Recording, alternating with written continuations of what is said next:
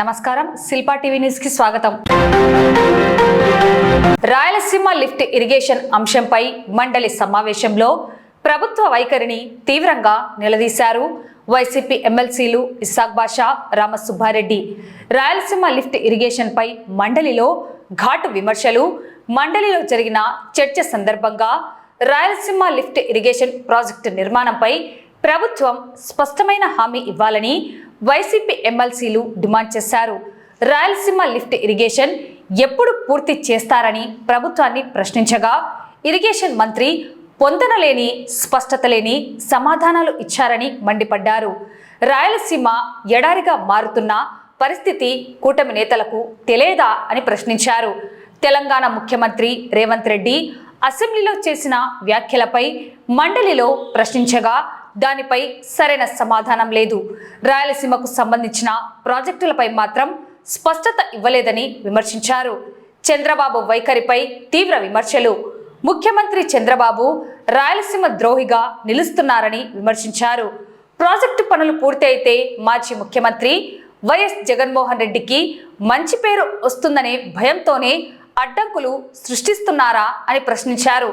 రాయలసీమ రైతుల హక్కుల కోసం పోరాటం కొనసాగుతుందని, రేపు కడపలో నిర్వహించనున్న రౌండ్ టేబుల్ సమావేశాన్ని విజయవంతం చేయాలని కోరుతూ రాయలసీమ అభివృద్ధి కోసం, రైతుల భవిష్యత్తు కోసం మనమంతా ఒకటిగా నిలబడాలని ఆయన పిలుపునిచ్చారు. మేము 26వ తేదీ శాసనమండలిలో రాయలసీమ లిఫ్ట్ ఇరిగేషన్ గురించి అధికార పక్షాన్ని మా సమాధానం ఇమ్మని చెప్పేసి ప్రశ్నించడం జరిగింది. నేను, మా సహచర ఎమ్మెల్సీ పెద్దలు రామసుబ్బారెడ్డి గారు, అలాగే సిపాయి సుబ్రహ్మణ్యం గారు ముగ్గురము అడగడం జరిగింది. పోతిరెడ్డిపాటి హెడ్ రెగ్యులేటర్ రిజర్వ్ పనులు ప్రస్తుత పరిస్థితి ఏమి, పూర్తి అయిన పెండింగ్లో ఉన్న పన్నుల పరిమాణం ఎంత, ఇప్పటి వరకు మంజూరు చేయబడిన, విడుదల కాబడిన, వినియోగించబడిన నిధులు ఎంత, ప్రాజెక్టులు పూర్తి చేయడానికి, పూర్తి స్థాయిలో నిర్వహణ తీసుకోవడానికి నిర్ణయించబడిన కాలపరిమితి ఎంత, దాని విధి విధానాలేమి, మీరు ఎప్పటి లోపల కంప్లీట్ చేస్తారని అడగడం జరిగింది. ప్రాణప్రదాయిగా ఎంతో అవసరంగా భావిస్తున్నటువంటి రాయలసీమ లిఫ్ట్ ఇరిగేషన్ గురించి మంత్రి గారికి, రామానాయుడు గారికి ఏమాత్రం చిత్తశుద్ధి లేదు అని చెప్పడానికి వాళ్ళ సమాధానమే తెలుపుతూ ఉంది. మేము క్లియర్గా అడిగాం, ఆంధ్రప్రదేశ్ డివిజన్ అయిపోయిన తర్వాత అప్పటి కేసీఆర్ ప్రభుత్వము దిండి, పాలమూరు, రంగారెడ్డి 2 ప్రాజెక్టుల ద్వారా 1.5 టీఎంసీలు, 0.5 టీఎంసీలు ఆ రకంగా 60 రోజుల్లో నీటిని తోడుకుంటూ పోతూ ఉంది. 800 అడుగుల లోపలనే తీసుకుపోతూ ఉంది. పోతిరెడ్డిపాడు హెడ్ రెగ్యులేటర్ రిజర్వాయర్కు నీళ్లు రావాలి అంటే 841 అడుగులు దాటితేనే రాయలసీమ ద్వారా రాయలసీమ లిఫ్ట్ ఇరిగేషన్ కానీ మాకు కానీ రావడం జరుగుతుంది. అయినా వాళ్ళు అనాథరైజ్డ్గా 800 అడుగుల్లోనే ఈ 2 ప్రాజెక్టులు స్టార్ట్ చేయడం జరిగింది. ఎటువంటి అనుమతులు లేకుండా తీసుకోవడం జరిగింది. అలాగే పవర్ జనరేషన్ వల్ల సాగర్కు నీళ్లు తీసుకుని పోతూ ఉన్నారు. ఈ రకంగా 885 ఫుల్గా మెయింటైన్ చేయాల్సింది కావడం కష్టమవుతూ ఉంది. 851 అడుగులు వచ్చినప్పుడు మాత్రమే మనకు 44,000 క్యూసెక్కులు వస్తుంది. 841 అడుగులు కింద మెయింటైన్ కాకుంటే ఏ మాత్రము పోతిరెడ్డి హెడ్ రెగ్యులేటర్ రిజర్వాయర్ ద్వారా మనకు నీళ్లు రావు. రాయలసీమ ఎడారిగా మారుతుంది. కాబట్టి మీరు ఆ ప్రాజెక్టులు ఆపమని చెప్పేసి అప్పుడు చంద్రబాబు నాయుడు గవర్నమెంట్ ఏమాత్రం దాన్ని ఖాతరు చేయకుండా అట్లే ఆపేసింది. మీరు రాయలసీమ వాసి అయి ఉండి చంద్రబాబు నాయుడు రాయలసీమకు ద్రోహం చేసే వ్యక్తి అని నేను చెప్పక తప్పదు. మీరు రాయలసీమ వాసిగా ఉండి రాయలసీమకు ద్రోహం చేస్తూ ఉన్నారు. మీరేం చెప్తారండి? చంద్రబాబు నాయుడు గారు మీ ద్వారా నేను సూటిగా అడుగుతా ఉన్నాను, 20 టీఎంసీలేనా దానివల్ల అడుగుతారా? చంద్రబాబు నాయుడు గారు 20 టీఎంసీలు అంటే చిన్న విషయం అనుకుంటా ఉన్నారేమో. 2 లక్షల పైచులకి ఎకరాలకు నీళ్ళు వస్తాయి. మేము రాయలసీమ వాసులం, నీటి బొట్టు బొట్టుకు మేము కష్టపడతా ఉంటాం.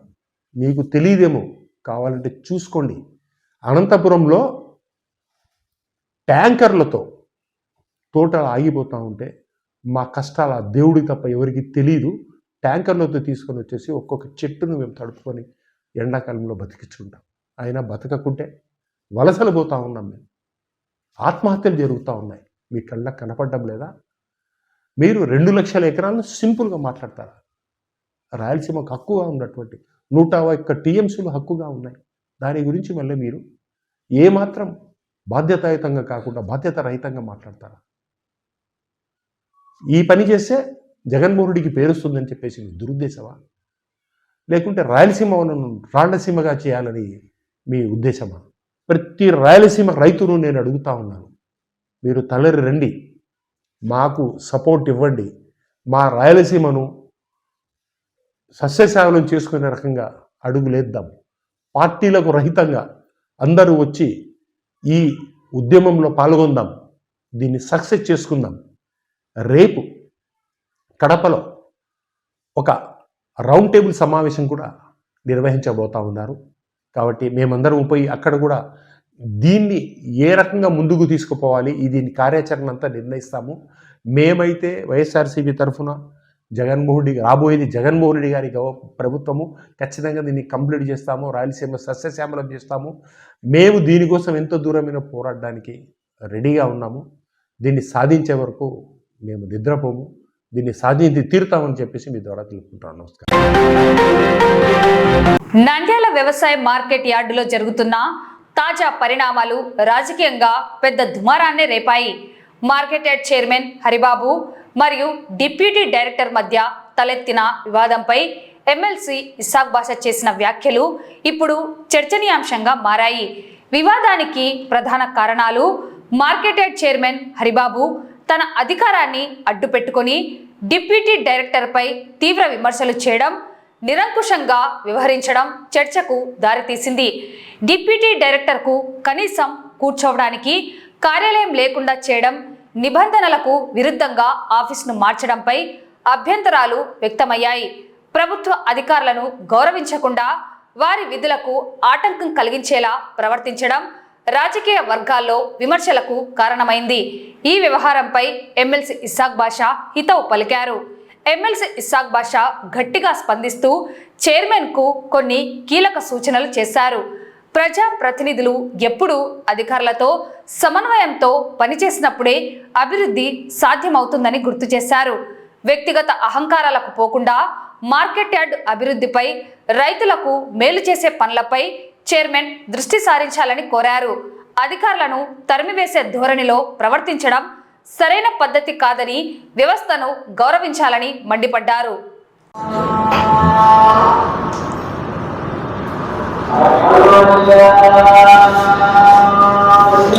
మార్కెట్ యార్డ్ చైర్మన్గా కూడా నేను పనిచేసినాను. నాకంటే ముందు కూడా చాలామంది పైన ఛాంబర్ ఉంది, అక్కడే కూర్చున్నారు. డిప్యూటీ డైరెక్టర్గా ఉండే కల్పలత మేడం కింద ఉండి మానిటరింగ్ చేస్తారు. ఏ ఆఫీస్లో అయినా సరే, ఏ డిపార్ట్మెంట్ ఆఫీస్లో అయినా సరే, ఆఫీసర్లకు రూమ్ లేకుండా ఎక్కడైనా ఉంటుందా? చిన్న ఎగ్జాంపుల్, మున్సిపాలిటీ ఉంది, చైర్మన్ ఛాంబర్ ఉందా? కమిషనర్ ఛాంబర్ ఉందా? ఇట్లా ఏ ఆఫీస్లో అయినా ఆఫీస్ లేకుండా కేవలం ప్రజాప్రతినిధులు మాత్రమే ఉంటారా? ఏమది? ఆఫీసర్లతో సరైన పని చేపించి దాన్ని కార్యోన్ముఖంగా చేయడమే ప్రజాప్రతినిధుల తరఫున చైర్మన్ డ్యూటీస్. వాళ్ళని మానిటరింగ్ చేస్తూ ఎంత డెవలప్మెంట్ అవుతా ఉంది, ఎంత చేస్తూ ఉన్నారు చేసే పద్ధతి. వాళ్ళని తరిమేయడం ఏందండి నాకు అర్థం కావట్లేదు. వాళ్ళు ఏదో లీవ్లో 2 రోజులు 3 రోజులు పోయినంత మాత్రాన తీసుకొని వాళ్ళకి ఛాంబర్ లేకుండా చేస్తారు. వాళ్ళు ప్రతినిధులు, గవర్నమెంట్ సర్వెంట్స్, వాళ్ళు గవర్నమెంట్ ఎంప్లాయీస్, వాళ్ళ పనులు వాళ్ళని చేయని వాళ్ళ. మనం లిమిటెడ్ పీరియడ్లో ఉంటాం, 2 సంవత్సరాలు అనుకోండి, ఇంకా ఎక్కువ పీరియడ్ అనుకోండి. లిమిటెడ్ పీరియడ్లో మేము ఉంటాం, తర్వాత వాళ్ళు చేయాల్సిందే. ఈ లిమిటెడ్ పీరియడ్లో దాన్ని చక్కబరిచి పురోగతి వైపు తీసుకొని పోవాలి. ఆఫీసర్లను తీసేస్తే వాళ్ళు ఏం పని చేస్తారు? ఆఫీసర్లు లేకుంటే మనం ఏం చేయించుకోగలుగుతాం? ఎవరితో చేయించుకోగలుగుతాం? ప్రైవేట్ పర్సన్తో వచ్చి వర్క్ చేయించుకోలేం కదా. ఆఫీసర్తోనే కదా నువ్వు చేయించుకోవాల్సింది. ఆఫీసర్కు ఛాంబర్ లేకపోవడం ఏంది నాకు అర్థం కావట్లేదు. చాలా తప్పది, చాలా తప్పు. ఒక కొలాబరేషన్ ఉండాలి, కలిసి పని చేయాలి. ఆఫీసర్లతో ఏదైనా డిఫరెన్స్ ఉంటే కూర్చొని మాట్లాడి సాల్వ్ చేసి వాళ్ళతో కలిసి ముందుకు చేయాలి. ఎన్నో పనులు ఉన్నాయి, ఎంతో ఉన్నాయి. నా పీరియడ్లో అక్కడ ఒక కోల్డ్ స్టోరేజ్ కూడా నేను ప్రపోజల్ ఢిల్లీకి పంపించడం కూడా జరిగింది. అది కూడా ప్రాసెస్లో ఉండింది. దాన్ని ఏం చేస్తూ ఉన్నారు మీరు? దాన్ని వర్క్ చేయండి.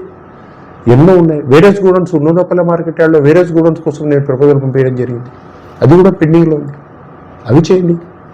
మిర్చి యార్డ్ మా పీరియడ్లో వచ్చింది. ఆ మిర్చి యార్డ్ ఇంకా ఉంది. 100 ఎకరాలు అప్పటి ముఖ్యమంత్రి జగన్మోహన్ రెడ్డి గారిని మేము అడిగాము. అది ఎవరి నుండి శాంక్షన్ చేసుకోండి. అట్లాంటి వర్కులు ఆఫీసర్లతో కలిసి దాన్ని ముందుకు చేయాలి తప్ప చిన్న చిన్న గిల్లికతేళ్ళకి పెట్టుకోవడం తప్పది. నేను విమర్శిస్తున్నాను కాదు. నంద్యాల మార్కెట్ యార్డ్ను డెవలప్ చేయాలంటే కలిసి పనిచేసుకోవాల్సిన అవసరం ఉంది. ఆ రకంగానే ఉంటేనే డెవలప్ అవుతుంది తప్ప ఈ రకంగా చేసుకోవడం వల్ల డెవలప్ కాదు. శిల్పా సహకారం అక్కడ ఎన్నో రోజుల నుంచి ప్రజలకు అన్ని రకాల సేవలు చేస్తూ పోతూ ఉన్నారు. వీళ్ళు వామెనే మాకు ఇంతవరకు నోటీస్ ఇచ్చిన వ్యక్తి లేరు. ఎందుకు? మేము పర్ఫెక్ట్గా పద్ధతి ప్రకారము, నేను కూడా మార్కెట్ చైర్మన్గా ఉన్నాను కదా, as per norms and regulations ప్రకారము ఎంత పర్సంటేజ్ ఎన్హాన్స్ చేయాలి, ఏ షాపులు ఏ రకంగా ఉన్నాయని ప్రతిరోజు కరెక్ట్గా కట్టేవారు. అయినా వీళ్ళు ప్రెజర్ చేసి వామె ఆధ్వర్యంలోని శిల్పా సహకారకు నోటీసులు ఇవ్వడం కూడా జరిగింది. ఆఫీసర్లు ఎవరికైనా సరే ఏ కంప్లైంట్ వచ్చినా తీసుకొని వర్క్ చేస్తారు. మా మనిషి అని మీరు చెప్పే పాటైతే మాకు నోటీసులు ఇవ్వడం ఏంది? నాకు అర్థం కాలే. మా మీద కోర్టుకు పోయినారు కదా వాళ్ళు, ఆఫీసరే కదా. ఆ ఆఫీసర్ ఎవరుంటే వాళ్ళు పోతారు, ఆ పని చేస్తూ ఉంటారు వాళ్ళు. మీరు ఆఫీసర్లతో పని చేసుకోవడం చేతకాక ఈమె నాకు వినడం లేదు, వాళ్ళు నాకు పని చేయడం లేదు అని చెప్పేసి మీరు చెప్పడం తప్ప వేరే ఏమీ కాదు. ఆఫీసర్లలో వైసీపీ ఆఫీసర్లు, టీడీపీ ఆఫీసర్లు, బీజేపీ ఆఫీసర్లు అని ఎవరు ఉంటారండి? జాగ్రత్తగా మీరు పనులు చేసుకోవాలి తప్ప వేరే ఏం కాదు.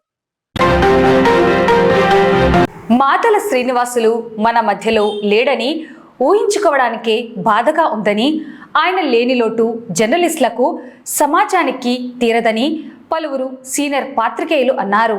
శనివారం నంద్యాల పట్టణంలోని ఏపీ ఎన్జిఓ అసోసియేషన్ కార్యాలయంలో జర్నలిస్ట్ సంఘాలకు అతీతంగా ఏర్పాటు చేసిన మాతల శ్రీనివాసులు సంస్మరణ సభలో నంద్యాల పట్టణంలోని జర్నలిస్టులు పాల్గొని ఆయనకు ఘన నివాళులు అర్పించారు.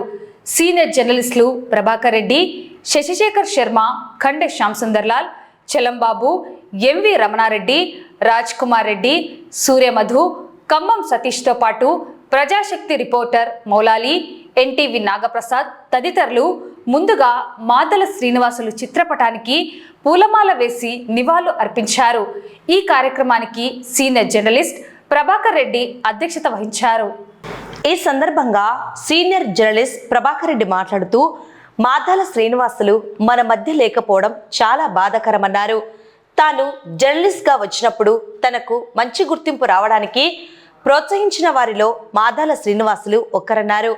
ఆయనలో ఓర్పు, సహనం ఎక్కువని, ఏ అంశం రాసినా చాలా క్లారిటీగా, స్పష్టంగా, సరళంగా వార్తా రచన పాఠకులకు అర్థమయ్యే రీతిలో ఉండేదన్నారు.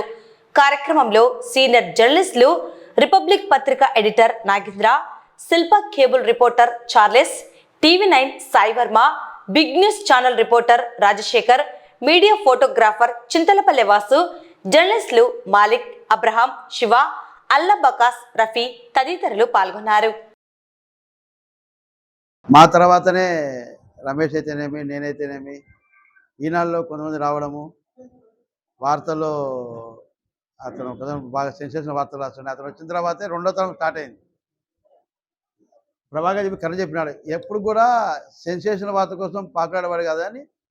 మన దానిలో సెన్సేషన్ వస్తే దానిలో ఐటమ్ క్యారీ అయ్యే విధంగా సరళ భాషలో మిస్ కాకూడదు అన్న దృక్పథంతోనే వార్తలు అందించాడు. మంచి వ్యక్తి. ఈ కమ్యూనిస్ట్ భావాల నుంచి రావడం వల్ల చాలా తక్కువగా మాట్లాడతాడు. అన్న చెప్పినట్టు ఎప్పుడు నవ్వుతూనే ఉంటాడు. ఏదైనా సమస్య తలెత్తినప్పుడు మాత్రం ఖచ్చితంగా ఫోన్ చేస్తాడు. ఆయన మాట్లాడే 5-6 మంది పాత్రికేయులు నేను గర్వంగా చెప్తాను. ఆ ఉద్వేగం వామపక్ష భావజాలం, ఆ శ్వాస సామ్యవాదం, ఆ గళం చైతన్య శంఖారావం, ఆ కలం ప్రజాశక్తి అక్షరాయుధం. వాటన్నిటి సాకారం మన మాదాల శ్రీనివాసులు రూపం.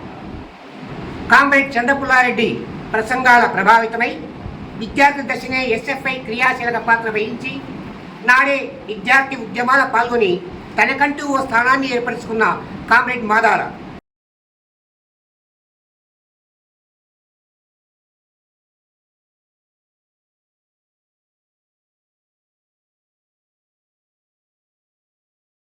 ఇది మన మాదాల. మనం యాక్చువల్గా ఇంత త్వరగా ఈరోజు రావాల్సింది కాదు, మనం ఎక్స్పెక్ట్ చేయాల్సింది కూడా కాదు. ఎప్పుడు కూడా అందరితో కలిసి నవ్వుతూ, ముఖ్యంగా ఆయన మొహంలో ఎప్పుడు నవ్వు ఉండేది. నాకు బాగా గుర్తు. నేను జూనియర్, అప్పుడు ఆయనకు చాలా జూనియర్ను. నాకు 1999లో మొట్టమొదటిసారి పరిచయం. నేను ఈనాడులో అప్పుడు కొత్తగా చేరినాను.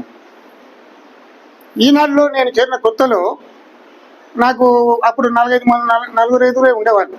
మెయిన్గా భాస్కర్ రెడ్డి అని ఒకరు, శ్రీరామూర్తి గారు, వేలూరు రామకృష్ణ, వెంకటేశ్వర్లు, వీళ్ళు కూడా మెయిన్ కనిపించేవాళ్ళు. ఆ తర్వాత ప్రజాశక్తి సీను, ఇంకా చిలంబాబు కూడా విశాలంతలో అప్పుడప్పుడే వచ్చి ఉన్నాడు అంతవరకే. నంద్యాల పట్టణం గిర్నాథ్ సెంటర్ మరియు బాలాజీ కాంప్లెక్స్ కళ్యాణ మండపంలో ఘనంగా శ్రీ లక్ష్మీ నరసింహస్వామి వారి కళ్యాణోత్సవం నిర్వహించడం జరిగింది. స్వామి అమ్మవార్లకు ప్రత్యేక అభిషేకాలు, అర్చనలు, పూజా కార్యక్రమాల అనంతరం కళ్యాణోత్సవాన్ని నిర్వహించారు. ఈ సందర్భంగా భగవంతునికి భక్తునికి మధ్య గల అవినాభావ సంబంధం, లక్ష్మీ నరసింహస్వామి ప్రహ్లాదునికి నరసింహ అవతారంలో దర్శనం ఇచ్చిన అద్భుతమైన ఘట్టాన్ని భక్తులకు పురోహితులు గుర్తు చేశారు. ఈ ఆధ్యాత్మిక వేడుకను కల్లారా వీక్షించేందుకు భక్తులు భారీ సంఖ్యలో తరలివచ్చారు.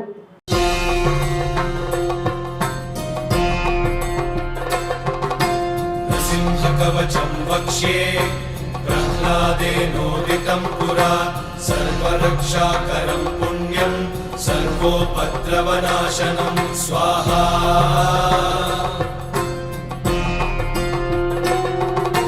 సర్వసంపత్కరం చైవ స్వర్గమోక్షప్రదాయకం ధ్యాత్వా నృసింహం దేవేశం హేమసింహాసనస్థితం స్వాహా.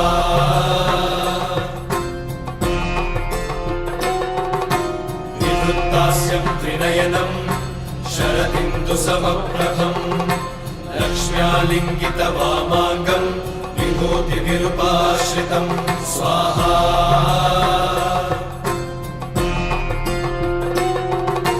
చతుర్భుజం కోమలాంగం స్వర్ణకుండల శోభితం శ్రియా సుశోభితోరస్కం రత్నకేయూరముద్రితం స్వాహా.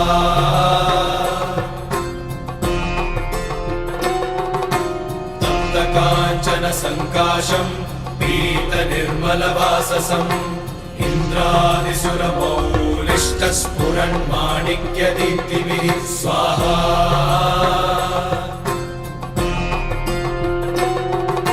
లీలాహిత పదద్వంద్వం శంఖ చక్రాదిహేతిభిః గరుత్మతా చ వినయాత్ స్తూయమానం ముదాన్వితం స్వాహా.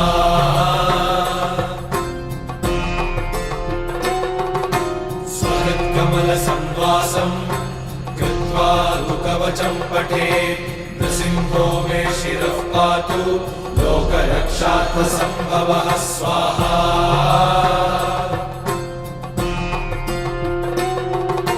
సర్వగోపిస్తంభవాసః ఫాలం మే రక్షతు ధ్వనిం నృసింహో మే దృశౌ పాతు సోమసూర్యాగ్నిలోచనః స్వాహా.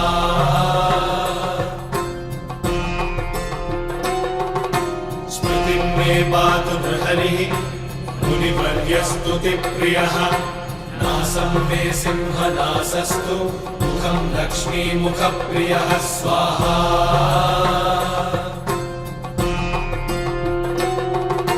సర్వవిద్యాధిపః పాతు నృసింహో రసనాం మమ వక్త్రం పాత్విందువదనం సదా ప్రహ్లాదవందితః స్వాహా.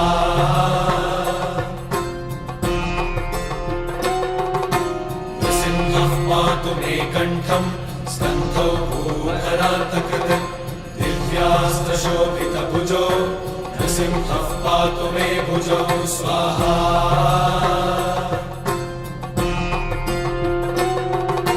करौ मे देववरदो नृसिंहः पातु सर्वतः हृदयं योगि साध्यश्च निवासं पातु मे हरिः स्वाहा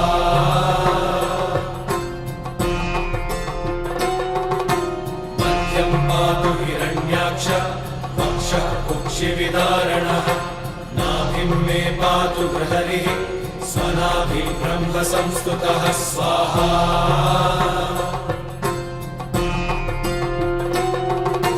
ब्रह्माण्डकोटयः कट्यां यस्यासौ पातु ప్రతి సంవత్సరం మాదిరిగానే ఇక్కడ బాలాజీ కాంప్లెక్స్ లో ఉండేటటువంటి ఈ యొక్క స్వామివారి యొక్క సన్నిధానంలో అనేక మంది భక్తులంతా కూడా కూర్చుని ఈ రోజు ఇక్కడ కళ్యాణ మహోత్సవాన్ని నెరవేరుస్తున్నారు.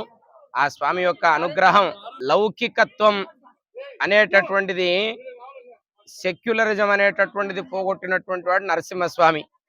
దేవుడు లేడు, దైవం లేదు అనేటటువంటి రకంగా అనేక మంది చెప్తూ ఉంటే, ప్రహ్లాదుడు అంటే సాక్షాత్ ప్రహ్లాదుని యొక్క తండ్రి హిరణ్యకశిపుడే నాస్తికుడు, దేవుడే లేడు అనేటటువంటి వాడు.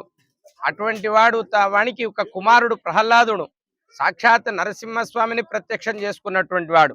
అటువంటి నరసింహస్వామి ఈరోజు మన అహోబిళంలో సాక్షాత్తు ప్రత్యక్షమై ప్రహ్లాదుని అనుగ్రహించినటువంటి వాడు. అటువంటి వైష్ణవ దివ్యమైనటువంటి క్షేత్రం మన యొక్క నంద్యాల ప్రాంతం. ఇటుపక్క శైవ ప్రాంతం శ్రీశైలం జ్యోతిర్లింగం, మొన్ననే శివరాత్రి జరిగింది. ఇటుపక్క అహోబిళం, అటుపక్క శ్రీశైలం, మధ్యలో మనం అంతా కూడా ఉన్నాం. అందుకే ఈ యొక్క ప్రాంత వాసులకు చాలా భక్తి ఎక్కువ. ప్రముఖ శాస్త్రవేత్త సర్ సివి రామన్ ఎఫెక్ట్ కనుగొన్న రోజును పురస్కరించుకొని నేడు నంద్యాల పట్టణంలోని పలు విద్యా సంస్థల్లో నేషనల్ సైన్స్ డే వేడుకలు అంబరాన్నంటాయి. విద్యార్థుల్లో దాగి ఉన్న సృజనాత్మకతను వెలికి తీసేలా ఏర్పాటు చేసిన వైజ్ఞానిక ప్రదర్శనలు సందర్శకులను విశేషంగా ఆకట్టుకున్నాయి. పట్టణంలోని Bala academy, master English medium school మరియు రామకృష్ణ ఇంగ్లీష్ మీడియం స్కూల్ విద్యార్థులు ఈ ప్రదర్శనల్లో ఉత్సాహంగా పాల్గొన్నారు. పర్యావరణ పరిరక్షణ, సౌరశక్తి, రోబోటిక్స్ మరియు వ్యర్థాల నివారణ వంటి అంశాలపై విద్యార్థులు రూపొందించిన నమూనాలు అందరినీ ఆలోచింపజేశాయి. శాస్త్ర సాంకేతిక రంగాల్లో దేశం దూసుకుపోతున్న తరుణంలో విద్యార్థులు కేవలం పుస్తక విజ్ఞానానికే పరిమితం కాకుండా కొత్త ఆవిష్కరణల వైపు అడుగులు వేయాలని పాఠశాల ప్రధానోపాధ్యాయులు, ఉపాధ్యాయులు ఆకాంక్షించారు. నేటి విద్యార్థులే రేపటి శాస్త్రవేత్తలు. చిన్నతనం నుంచే వారిలో జిజ్ఞాసను పెంచడం ద్వారా అద్భుతమైన ఫలితాలను సాధించవచ్చని పాఠశాల ప్రతినిధులు పేర్కొన్నారు.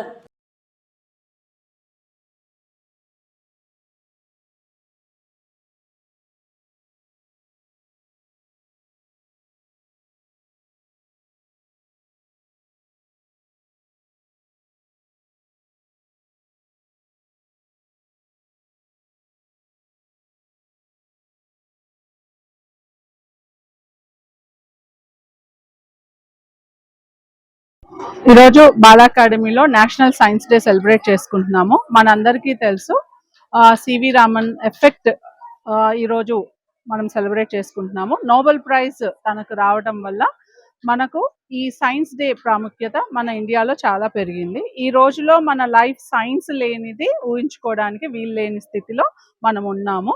ఇప్పుడు ఏఐ కారణంగా కంప్లీట్గా టోటల్ ఆర్టిఫిషియల్ ఇంటెలిజెన్స్ పైనే మనం ఆధారపడాల్సిన రోజులు ఇక రాబోతున్నాయి. ఇప్పటి వరకు సైన్స్ని మనం కేవలం ఒక వస్తువులాగా చూసాము, కానీ సైన్స్ ఇక మీదట మన జీవితంలో మమేకమైపోతుంది. కావున ఈరోజు మా విద్యార్థులకు యంగ్ సైంటిస్ట్, ఫ్యూచర్ సైంటిస్ట్ అనే కాన్సెప్ట్ బాలా అకాడమీలో ఇంట్రడ్యూస్ చేశాము. వాళ్ళకు తెలిసే సైన్స్ అంటే కేవలం ఒక ఇన్నోవేషన్ కాదు, క్యూరియాసిటీ. ఆ క్యూరియాసిటీని డెవలప్ చేస్తే ఫ్యూచర్లో ఇన్నోవేషన్స్ ఇంకా ఎక్కువగా వస్తాయి. ఇన్నోవేషన్స్ ద్వారా హ్యూమన్ ప్రాబ్లమ్స్ సాల్వ్ అవుతాయి. అనేక విషయాల్లో సైన్స్ చాలా ముందుకు వెళ్తోంది. మనం హాస్పిటల్స్లో చూసినా, ట్రాన్స్పోర్ట్లో చూసినా కూడా అనేక విషయాలు. ఈరోజు రాకెట్ లాంచింగ్ కూడా కామన్ సైన్స్ లాగా మనకు వచ్చేసింది. ఒకప్పుడు రాకెట్ అంటే అది పెద్ద విషయంగా ఉండేది. ఈరోజు రాకెట్ అంటే మన ఇంట్లో కూడా చేసుకొని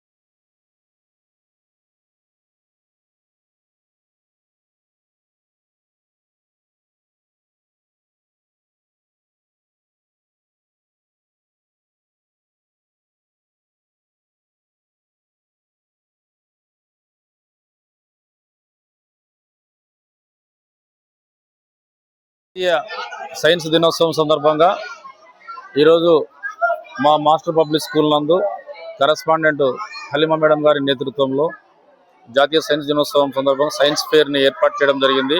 ఈ కార్యక్రమానికి ముఖ్య అతిథులుగా విచ్చేసిన జిల్లా సైన్స్ కోఆర్డినేటర్ సుబ్బారెడ్డి సార్ గారికి, అలాగే జిల్లా skills development officer Srikanth Reddy sir గారికి మా స్కూల్ తరఫున ధన్యవాదాలు తెలియజేస్తున్నాము. అలాగే ఈరోజు ఇద్దరు మా ముఖ్య అతిథులు ప్రతి ఒక్కరు కూడా చిన్నారులు శాస్త్రవేత్తల గురించి వాళ్ళు సమాజానికి ఉపయోగపడే వాళ్ళు చేసిన కృషిని ప్రతిరోజు గుర్తు చేసుకోవాలని, ఈరోజు పిల్లలు కానీ పెద్దలు కానీ సమాజం ఈరోజు అంతా చక్కగా జీవిస్తున్నామంటే శాస్త్రవేత్తల ఎంతో త్యాగము కృషి ఉంది. కాబట్టి ఖచ్చితంగా ప్రతి ఒక్కరూ శాస్త్రవేత్తల సేవలను గుర్తించాలని చెప్పేసి మా విద్యార్థులకు సందేశం ఇవ్వడం జరిగింది. ఈ సందర్భంగా ముఖ్య అతిథులు ఇద్దరిని కూడా మేము మా స్కూల్ తరఫున ఘనంగా సన్మానించుకోవడం జరిగింది. నేషనల్ సైన్స్ డే కార్యక్రమంలో భాగంగా మాస్టర్స్ ఇంగ్లీష్ మీడియం స్కూల్ నందు ఈరోజు పార్టిసిపేట్ చేయడం జరిగింది.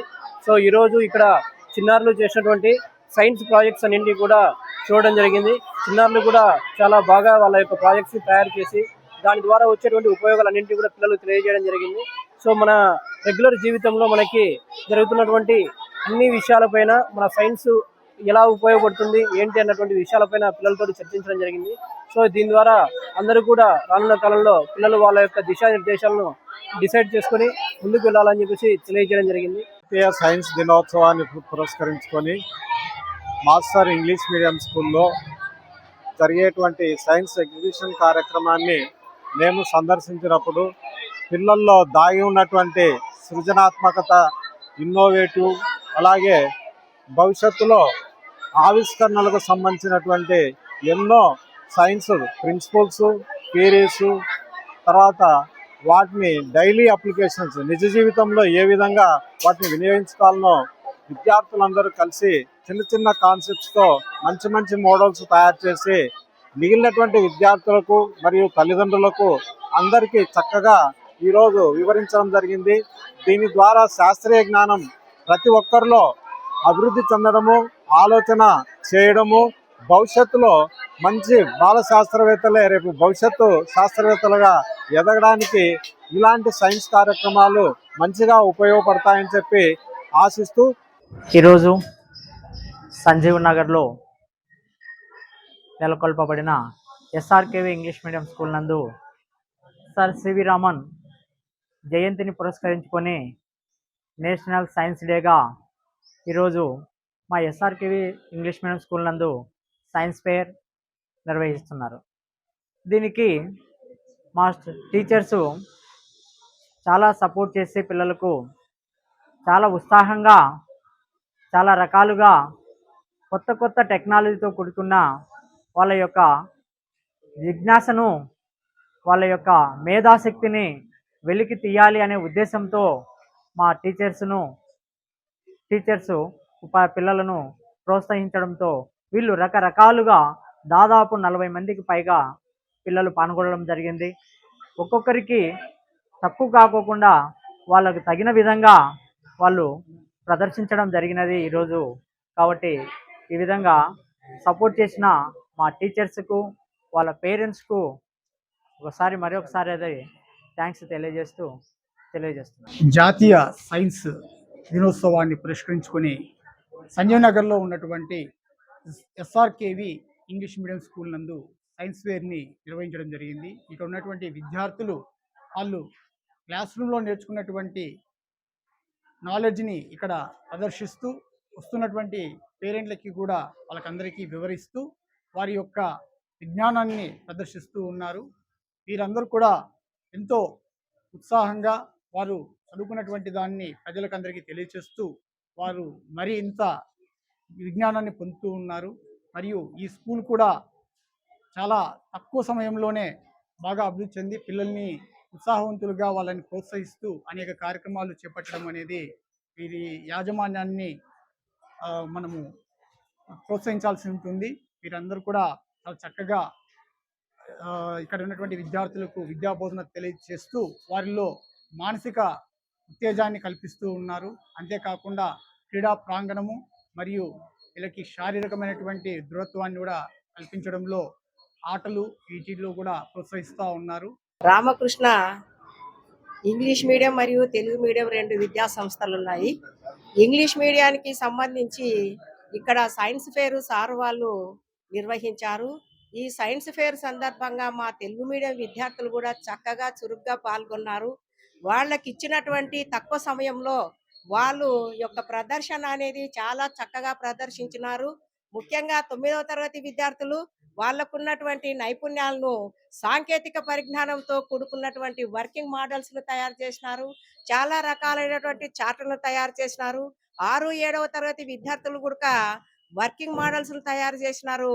తయారు చేసినటువంటి వాటిల్లో మన యొక్క ఊపిరితిత్తుల వ్యవస్థ ఎలా పనిచేస్తుంది అనేటటువంటి మోడల్స్ను చక్కగా తయారు చేసి వాళ్ళు ఆ యొక్క ఏ విధంగా ఇది పనిచేస్తుంది అనేటటువంటి పనిచేయి విధానాన్ని కూడా చక్కగా వచ్చినటువంటి డాక్టర్ గారికి మరియు వచ్చినటువంటి అతిథులందరికీ కూడా చక్కగా వివరించారు.